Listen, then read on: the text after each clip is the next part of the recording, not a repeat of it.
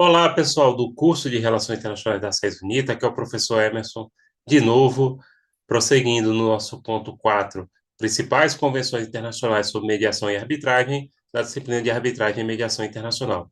Gente, estamos comentando a Convenção de Singapura de 2018, né, em fase de ratificação pelo Brasil, e vamos agora para o artigo 8º, parágrafo segundo, que dispõe que nenhuma reserva será permitida, além das expressamente previstas nesse artigo, né? Então, está falando aqui das reservas que podem ser feitas a esse tratado.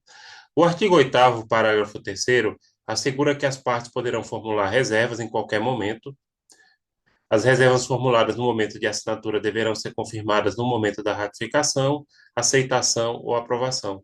Tais reservas surtirão efeito simultaneamente com a entrada em vigor da convenção em relação à parte da convenção que as tenha formulado. As reservas formuladas no momento de ratificação, aceitação ou aprovação desta convenção no momento da adesão ou no momento em que se realize declaração de conformidade com o artigo 13 surtirão efeito simultaneamente com a entrada em vigor do tratado em relação à parte da convenção que a tenha formulado. As reservas depositadas depois da entrada em vigor da convenção surtirão efeito 6 meses depois da data do depósito em relação à parte da convenção que manifeste a reserva. Reserva é quando, do ponto de vista técnico do direito internacional, é quando um Estado declara que não vai cumprir determinados artigos ou cláusulas do tratado. Como vocês viram, ela é permitida, inclusive depois que o tratado está em vigor, isso não é muito comum, não. Nesse caso, aí demora 6 meses para que ela tenha efeito após realizar. Parágrafo 4º do último artigo comentado especifica que as reservas e suas confirmações serão depositadas junto ao depositário, que nos termos do artigo 10 é o secretário-geral das Nações Unidas. Então, quem encaminha a reserva, a ratificação, é para a Secretaria-Geral da ONU.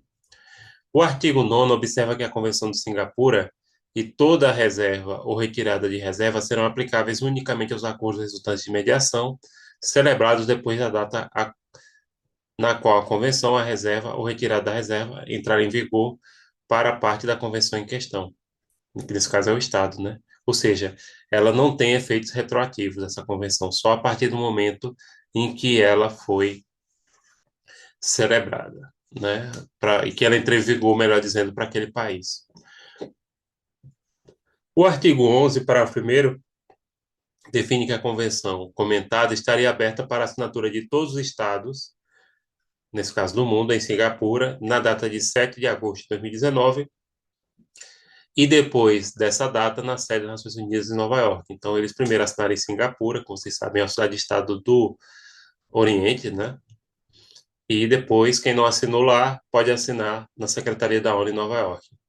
No artigo 11, parágrafo 3º, se esclarece que a Convenção de Singapura está aberta à acessão de todos os estados que não sejam signatários, a começar da data de abertura para assinaturas. Outra coisa, ela não restringe somente aos estados-membros da ONU.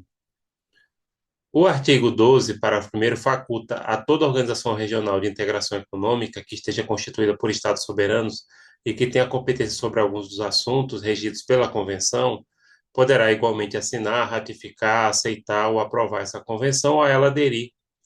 A Organização Regional de Integração Econômica terá, nesse caso, os direitos e obrigações de uma parte, de um Estado-parte, na medida em que tenham competência sobre assuntos dessa convenção, quando o número de partes da convenção for relevante no quadro tratado em questão, a Organização Regional de Integração não será contabilizada como parte, além dos Estados-membros da dita organização que sejam parte da convenção.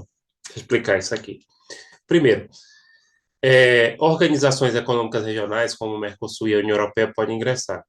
Se a maior parte dos países dessa organização aderirem à Convenção de Singapura, aí a organização deixa de ser contada como Estado-parte e fica só valendo os Estados. No artigo 12, parágrafo 2º, exige que a Organização Regional de Integração Econômica deverá formular ante o depositário, no momento da assinatura, ratificação, aceitação, aprovação, adesão, declaração na qual especifica os assuntos regidos pela Convenção, comentada que foram transferidas por seus Estados membros à competência da organização. Isso aqui visa principalmente a União Europeia. O Mercosul também tem isso, mas de forma muito restrita, como vocês devem saber, né? Não há direito comunitário no Mercosul, pelo menos a gente entende assim, os autores europeus também. A Organização Regional de Integração Econômica deverá notificar prontamente ao depositário qualquer modificação das competências indicadas em tal declaração, mencionando igualmente qualquer competência nova que lhe tenha sido transferida. Nesse caso aí, a organização regional ela tem que informar o alcance das suas competências para o depositário da Convenção de Singapura, que é a Secretaria-Geral da ONU. No parágrafo 4º do último artigo analisado, se determina que a Convenção de Singapura não prevalecerá sobre as normas da Organização de Integração Econômica com as quais entra em conflito, independente de tais normas terem sido aprovadas ou terem entrado em vigor antes ou depois da Convenção. Se ao amparo do artigo 4º se solicitem medidas cabíveis em que o Estado que seja membro de tal organização e se todos os Estados relevantes, segundo o artigo 1º, forem membros da organização, e B, no que diz respeito ao reconhecimento ou execução de sentenças entre Estados-membros da organização. Gente, aqui são circunstâncias em que diz que não haverá conflito entre as normas do Estado, aliás, as normas da organização e as normas aqui estabelecidas pela Convenção de Singapura. Prevalece as normas da Organização Internacional. Gente, é só isso por hoje. Encerramos aqui mais uma parte do nosso ponto 4, principais convenções internacionais sobre mediação e arbitragem. Fico à disposição de vocês e a gente volta daqui a pouco. Tchau, tchau, pessoal.